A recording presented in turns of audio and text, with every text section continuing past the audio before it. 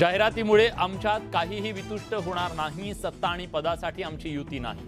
मुख्यमंत्री एकनाथ शिंदेंचा विरोधकांवर हल्लाबोल.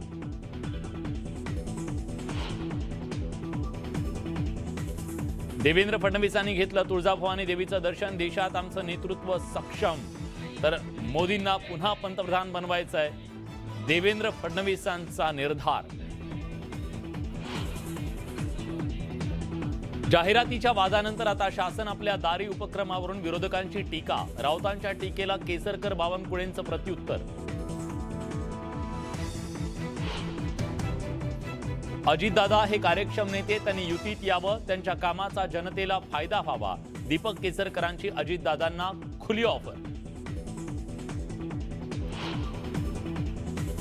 धमकीच्या मुद्द्यावरून सत्ताधारी दबाव टाकून षडयंत्र रचत असल्याचा पवारांचा आरोप. तर सरकारला बदनाम करण्याचा डाव म्हणत केसरकरांचा राऊतांना टोला. कर्नाटकात काँग्रेस धर्मांतराला समर्थन देतंय, तर पाठ्यपुस्तकातून सावरकरांचा उल्लेख काढल्यानं फडणवीस संतप्त. लोकांच्या मनातून सावरकरांना काढू शकत नाही, फडणवीसांचा घणाघात. मराठवाडा सुजलाम सुफलाम करणार. आता मराठवाडा दुष्काळग्रस्त राहणार नाही. कृष्णा मराठवाडा सिंचन प्रकल्पाच्या पाहणीनंतर देवेंद्र फडणवीसांचं आश्वासन.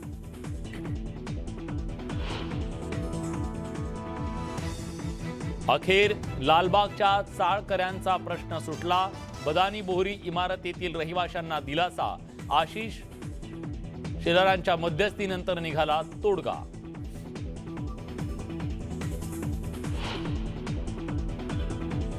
मुंबईत लोकलमध्ये तरुणीशी लगट करणाऱ्या आरोपीचा सीसीटीव्ही समोर. आरोपी मुलीचा पाठलाग करत असल्याचं सीसीटीव्हीतून स्पष्ट.